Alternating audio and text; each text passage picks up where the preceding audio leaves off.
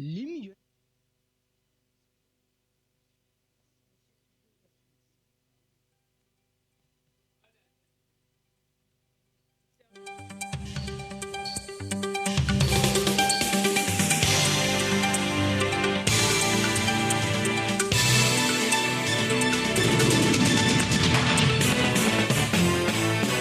La TVT au cœur de l'information.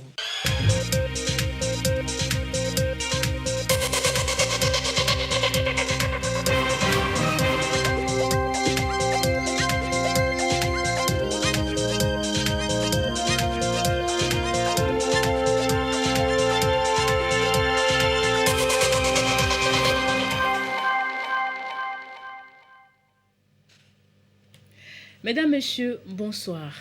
3 nouveaux ambassadeurs accrédités au Togo ont présenté ce jeudi leur lettre de créance au président Faure Gnassingbé. Il s'agit du Sud-Coréen Lim Jun-taek, de l'Ivoirien Moriko Tiemoko et du Hongrois Tamas Indre Fer. Ces diplomates se sont engagés à dynamiser la coopération bilatérale entre leur pays et le Togo. Des précisions à suivre. La 6e conférence du réseau des parlementaires africains membres des commissions de défense et de sécurité s'est ouverte ce jeudi à Kinshasa, en République démocratique du Congo RDC. Plus de 30 parlementaires africains, dont ceux du Togo, y participent. Ensemble, ils vont définir des mécanismes pour faire face aux risques d'insécurité dont fait face l'Afrique. Et puis, c'est parti pour la campagne de dépistage du cancer de sang au Togo. C'est dans le cadre de la commémoration de Octobre Rose, une initiative de la Ligue togolaise contre le cancer. Des précisions dans le courant de cette édition. C'était les titres de cette édition. Bienvenue, voici le journal. 3 nouveaux ambassadeurs accrédités au Togo ont présenté ce jeudi leur lettre de créance au président Faure Gnassingbé. D'abord, le Sud-Coréen Lim Jun-taek, ensuite l'Ivoirien Moriko Tiemoko et le Hongrois Tamas Indre Fer. Ces diplomates entendent élargir leurs différents domaines de coopération et les raffermir. Ramdan Bassina. Lim Jun-taek, nouvel ambassadeur de la Corée du Sud, place sa mission au Togo sous le signe du renouveau. Les premiers accords de coopération entre Séoul et Lomé remontent à 1963.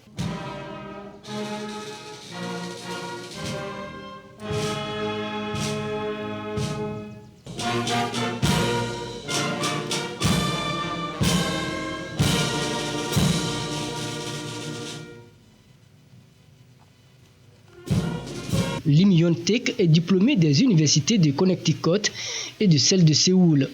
Deuxième secrétaire de l'ambassade de Corée du Sud en Malaisie, puis premier secrétaire auprès des Nations Unies. Ce diplomate était directeur général de la coopération administrative internationale au ministère coréen de l'Intérieur et de la Sécurité. Pour l'instant, il n'y a pas une grande relation d'affaires entre le Togo et la Corée du Sud. Je mettrai tout en œuvre au cours de mon mandat pour le renforcement des relations économiques et politiques entre les deux pays. Aujourd'hui, les entreprises coréennes exportent des voitures vers le Togo et le Togo des matières premières vers la Corée en petite quantité. Je ferai de mon mieux pour augmenter le volume des échanges commerciaux. Art, culture, tourisme et bien d'autres domaines de coopération existaient déjà entre les deux nations. Des domaines de formation sont aussi à souligner dans le secteur de l'urbanisme, l'habitat, l'agriculture et la technologie. Il a pour résidence Accra.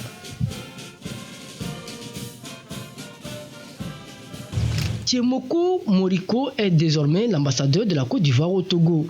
Il a 20 ans de carrière derrière lui.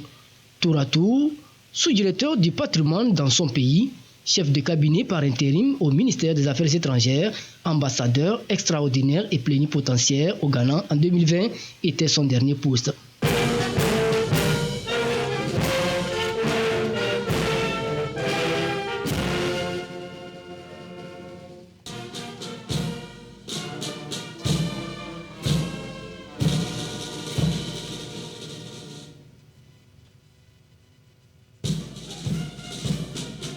Création de la grande commission mixte de coopération entre Abidjan et Lomé, création d'un comité conjoint de suivi et d'évaluation des décisions et recommandations de la grande commission mixte, ainsi que le mémorandum d'entente relatif aux consultations politiques régulières entre les deux ministères des Affaires étrangères.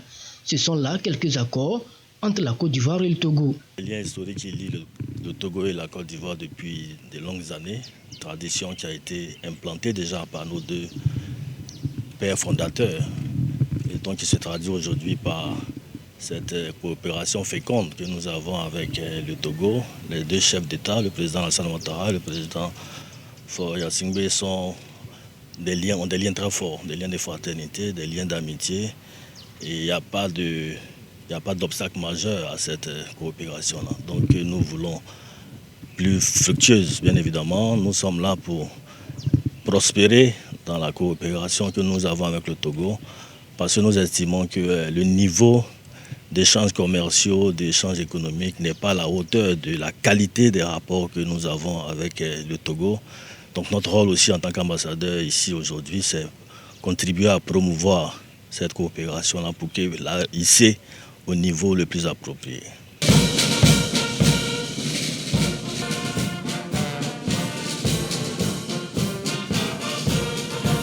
Père de 3 enfants, Tiemoko Moriko a pour résidence Accra.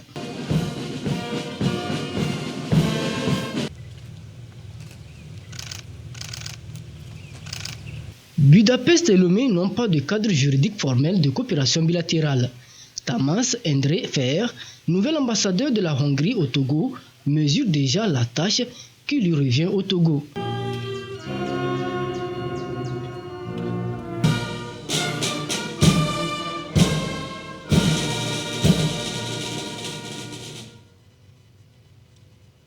Tamas Endre Fer a débuté sa carrière en 2003.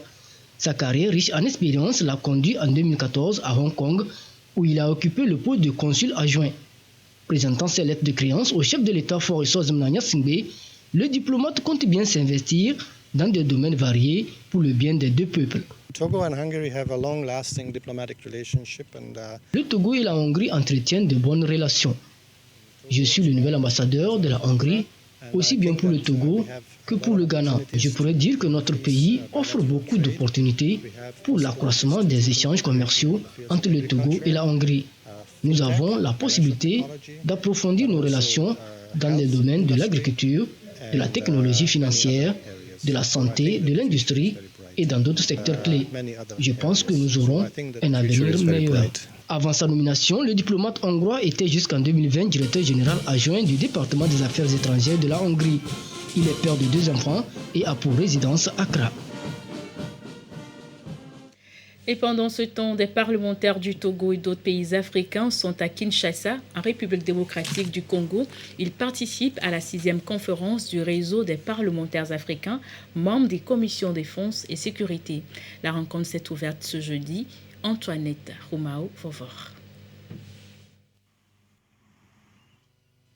La région Afrique est de plus en plus confrontée au risque d'insécurité. Des coups d'État par ici, le terrorisme, le crime organisé, la pauvreté, entre autres. L'Afrique continue de reposer sur l'aide internationale pour financer des initiatives de riposte.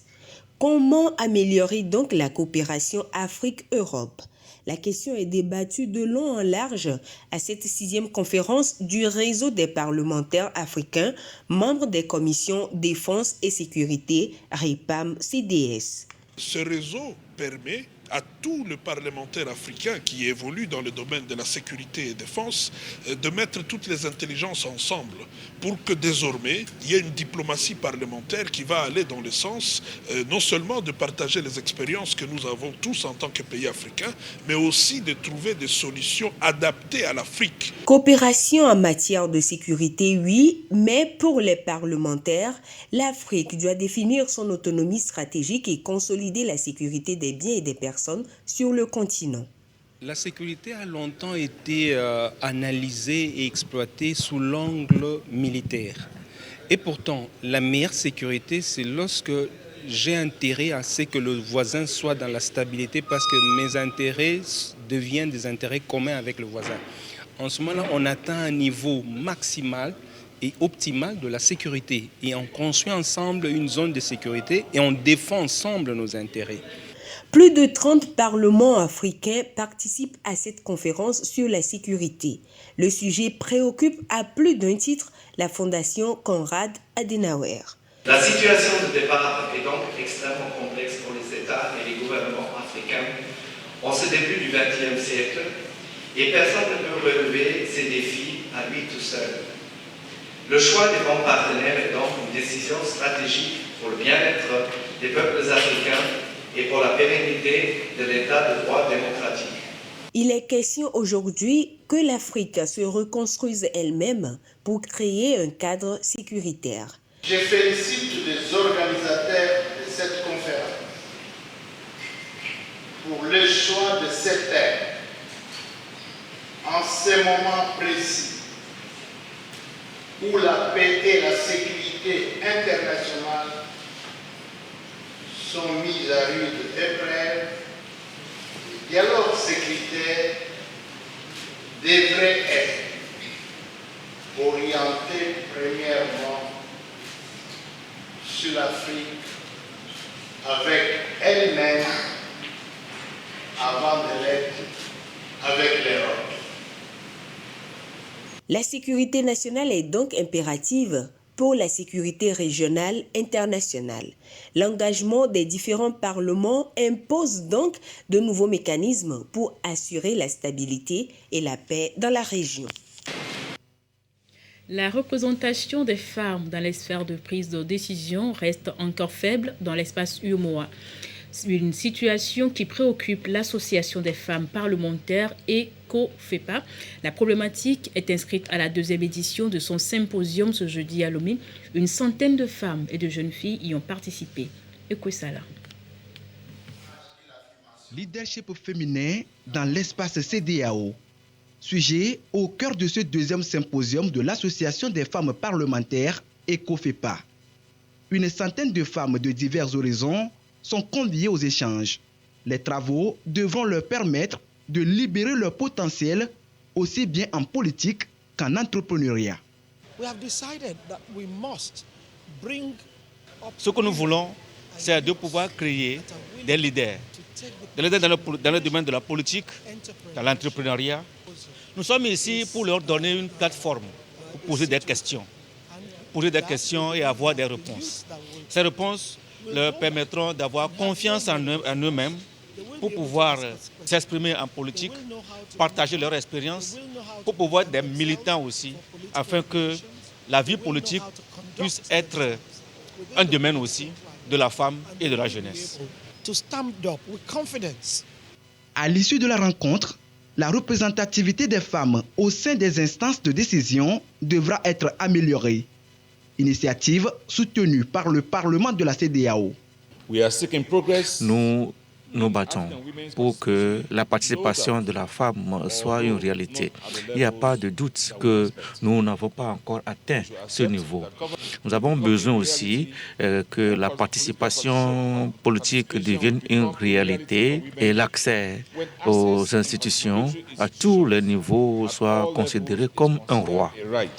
Dans la sous-région, le Togo reste une référence en matière de promotion du genre. La ministre en charge de la femme a saisi l'occasion pour faire le point des avancées enregistrées ces dernières années. Elle alerte sur les défis qui, au-delà du Togo, concernent tous les États de la CEDEAO. Les avancées réalisées par nos pays en matière de genre sont à saluer, mais du chemin reste à parcourir. Et c'est ensemble que nous y parviendrons. Je voudrais donc réitérer nos félicitations aux femmes parlementaires de la CEDEAO pour leur engagement et les appeler à maintenir la flamme de la solidarité autour des sujets vitaux et d'intérêt commun afin d'induire des changements encore plus visibles au niveau communautaire.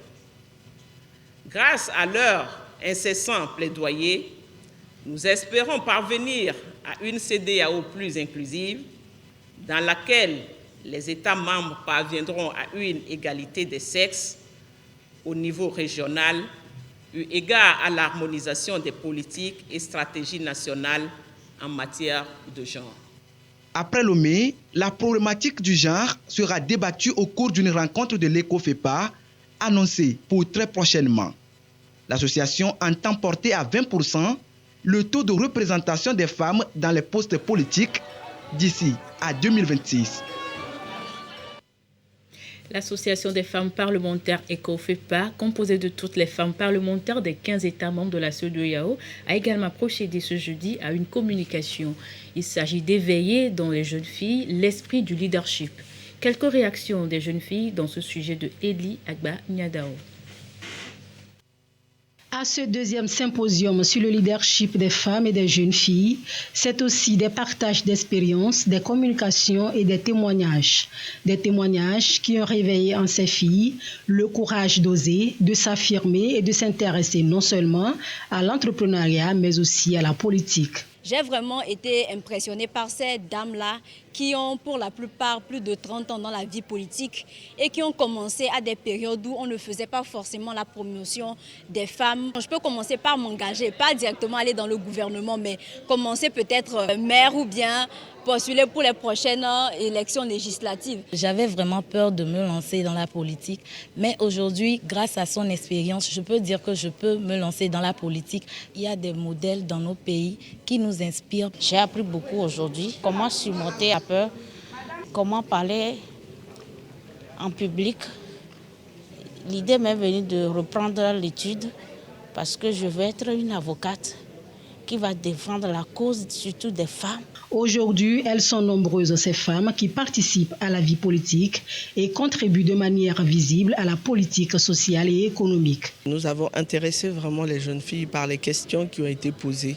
On aurait même souhaité passer 2-3 jours. On a estimé que c'était trop peu par rapport au nombre de questions, à l'intérêt des topics, comme on dirait, des thèmes. Et on espère pouvoir renouveler ça et approfondir. Mais ce qui est certain, c'est que c'est un succès général. Je voudrais aussi profiter de l'occasion, au nom de mes sœurs, des femmes parlementaires, pour faire un bond particulier au président Faure Gnassingbé, parce que il a posé des actions extraordinaires envers les femmes et nous montre que l'espoir est permis, que nous serons au cœur des décisions. Et on travaille à lui donner vraiment un trophée pour pouvoir l'encourager et demander à ses pairs présidents de faire aussi bien que lui. Au Togo, d'énormes avancées ont été réalisées dans le leadership féminin. En 2021, le Togo a été classé premier pays en Afrique de l'Ouest en matière de promotion de la femme dans les instances de décision et 7e au plan continental. Parlons encore des femmes, c'est la 14e édition de la campagne Octobre Rose au Togo. Occasion de porter le célèbre ruban rose contre le cancer du sein et de communiquer autour du dépistage. La cérémonie officielle s'est tenue ce jeudi à Lomé. Elle a été organisée par la Ligue togolaise contre le cancer. Nicole Attila, Marie-Reine Abeta.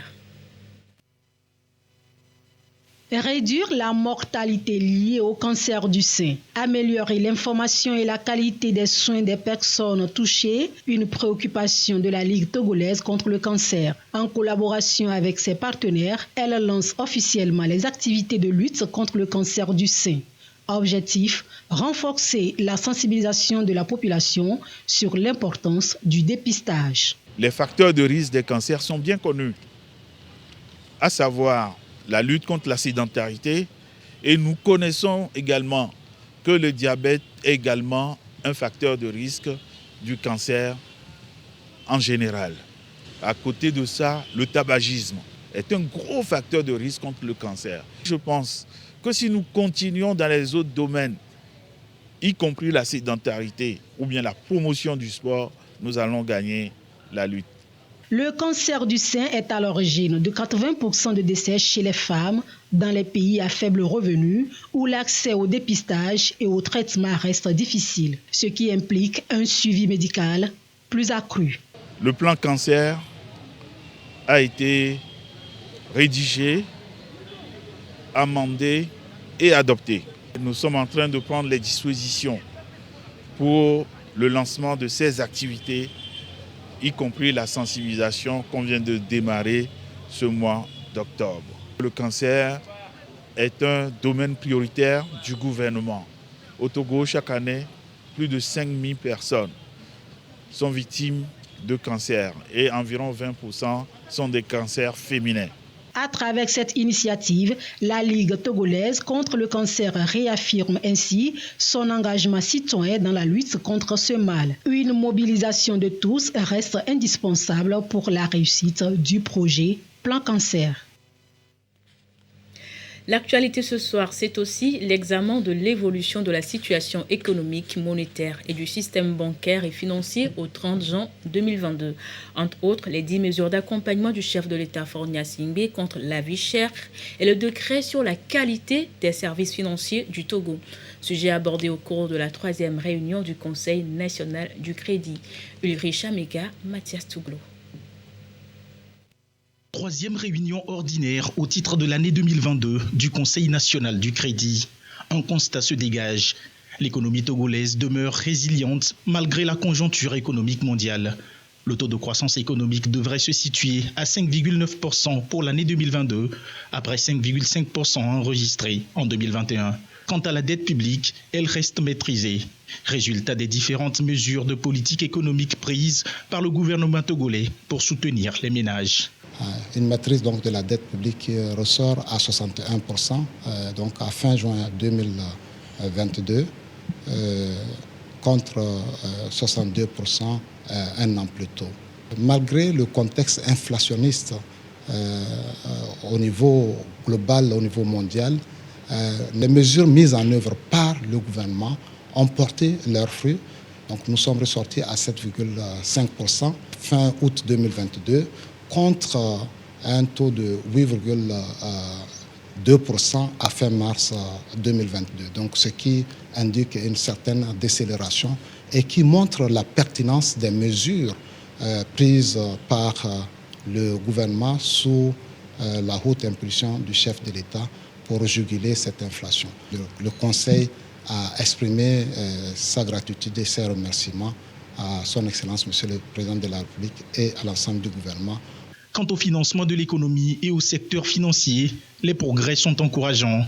Le Conseil note une progression de crédit aux micro, petites et moyennes entreprises sur les 6 premiers mois de l'année en cours par rapport à la même période en 2021. Le Conseil s'est félicité de l'amélioration du taux de dégradation, c'est-à-dire l'amélioration de la situation financière et prudentielle de ces banques et l'amélioration des systèmes de gestion des risques avec le taux de dégradation du portefeuille qui est ressorti à 10% contre 16% un an plus tôt. Donc ce qui indique quand même qu'il y a une saine gestion de ces banques et le Conseil les a encouragés à poursuivre les efforts d'assainissement de leur portefeuille et de leur situation financière, de sorte à être disponibles et avoir les moyens pour accompagner le développement économique du pays et surtout les politiques économiques mises en œuvre par le gouvernement. Aussi, 2 produits qui ont été mis en œuvre par les banques et dont l'évolution a été favorable également, notamment c'est le crédit bail et la facturage qui ont progressé. L'amélioration de la qualité des services financiers à travers le renforcement des initiatives, une préoccupation du gouvernement également à l'ordre du jour.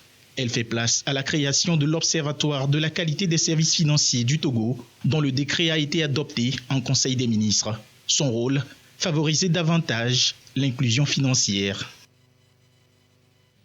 Sur invitation du gouvernement togolais, une délégation de la Commission africaine des droits de l'homme est en mission au Togo depuis le 3 octobre dernier.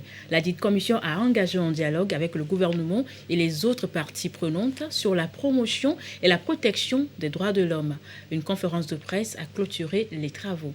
Solange Amondé et Sandra Aziagbe. Depuis 4 jours, la Commission africaine des droits de l'homme est au Togo avec un agenda chargé.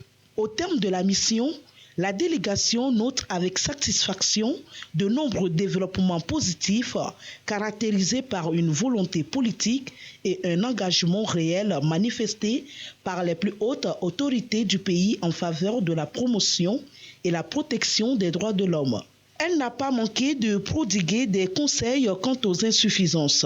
l'arsenal législatif du Togo a suffisamment évolué.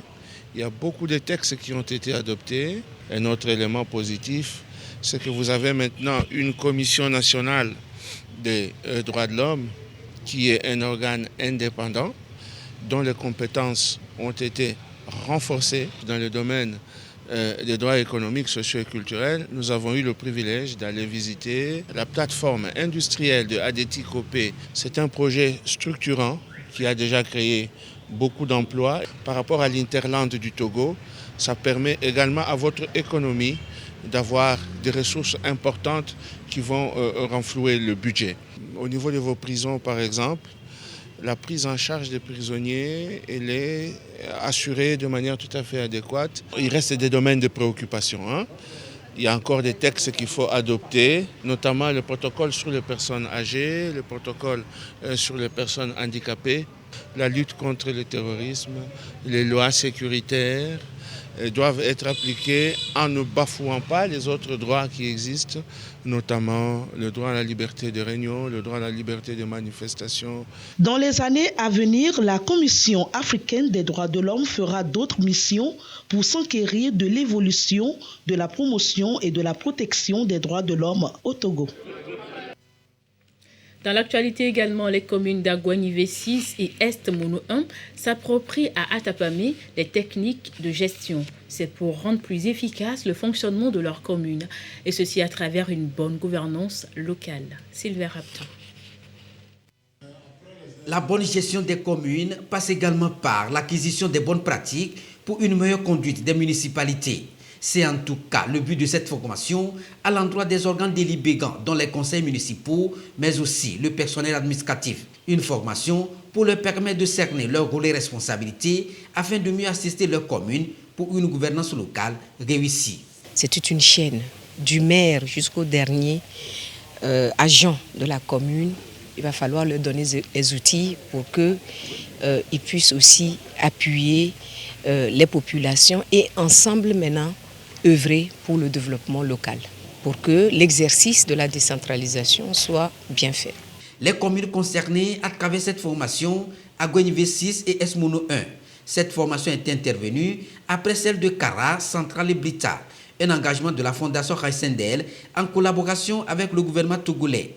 Objectif, mieux les outiller pour un élan favorable au processus de décentralisation visant à ouvrir des horizons nouveaux au développement des communautés locales. Cette formation qui est initiée par la Fondation Raïsendel a donc pour objectif de relever le niveau des acteurs communaux.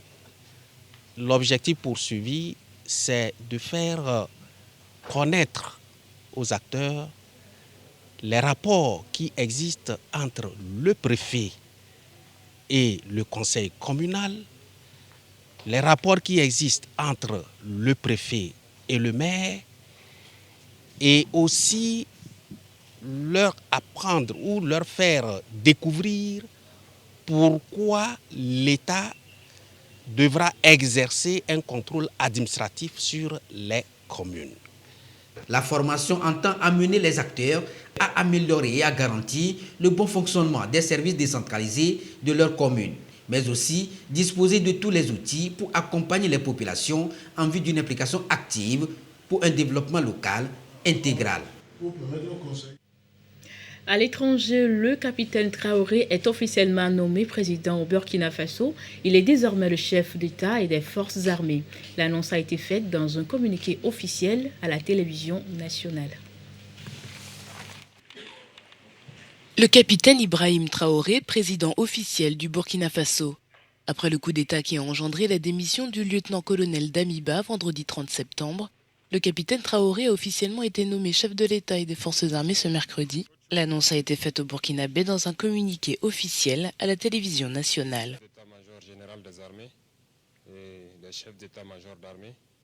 Le président du mouvement patriotique pour la sauvegarde et la restauration assure les fonctions de chef de l'État, chef suprême des forces armées nationales. Il est garant de l'indépendance de la magistrature. En cas d'empêchement du président, ses pouvoirs sont exercés par le premier vice-président et, le cas échéant, par le deuxième vice-président. À la tête d'une faction d'officiers subalternes mécontents, le capitaine Traoré a renversé le lieutenant-colonel Damiba qui avait lui-même accédé au pouvoir par un putsch en janvier. Ce dernier a fui au Togo à la suite de l'affrontement de 2 jours qui a été désamorcé par des chefs religieux et communautaires. À 34 ans, Ibrahim Traoré devient le plus jeune chef d'État au monde devant le Chilien Gabriel Boric, 36 ans. En bref, le chef de la diplomatie ukrainienne est en Afrique. C'est pour renforcer les liens entre son pays et le continent africain. Après Dakar le 3 octobre dernier, Dimitro Kuleba est à Abidjan depuis hier. Retour en page nationale, Togocom célèbre ses clients collaborateurs. Et pour cette 3e édition du Customer Service Week Togocom, 4 jours sont dédiés aux clients, 4 jours pour les célébrer et les remercier pour leur confiance et leur fidélité. Immaculée Baoui Abalo, Eli Agba Nyadao. Et pour vous, cette semaine. Customer Service Week Togocom célèbre ses clients d'entreprise, les agences de contacts. Celebrate Service est le thème de cette année. Jeux, animations, danse ont ponctué la cérémonie. Très belle. Je dirais que ça n'a pas encore commencé, mais déjà, en voyant l'ambiance, je sais que ce serait quelque chose d'inoubliable. C'est une occasion pour nous d'être encore plus près de nos aimables clients. 3e édition de Customer Service Week à Togocom. C'est aussi l'occasion des causeries débats avec le client en vue de mieux le satisfaire. Nous avons commencé la modernisation de nos relations avec les clients de Togocom, à savoir la modernisation des call centers. Je vais parler de 888, du 1010, du 119. Et aussi, nous emboîtons actuellement le pas vers la digitalisation de pas mal de nos services pour faciliter la vie aux clients. Cette semaine est dédiée essentiellement à nos collaborateurs qui travaillent matin et soir, nuit et jour pour servir nos clients, à nos collaborateurs qui sont dans les centres d'appel, mais c'est aussi pour dire à nos clients merci d'être là, merci de votre confiance. Customer Service Week est né en 1984 aux États-Unis en l'honneur aux clients d'entreprises et des employés d'administration.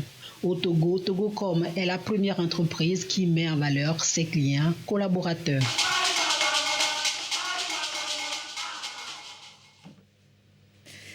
Ainsi s'achève votre journal préparé par l'ensemble de la rédaction et de la réalisation. Merci à vous de l'avoir suivi. Bonsoir chez vous et à très bientôt sur votre chaîne, la télévision togolaise. Au revoir.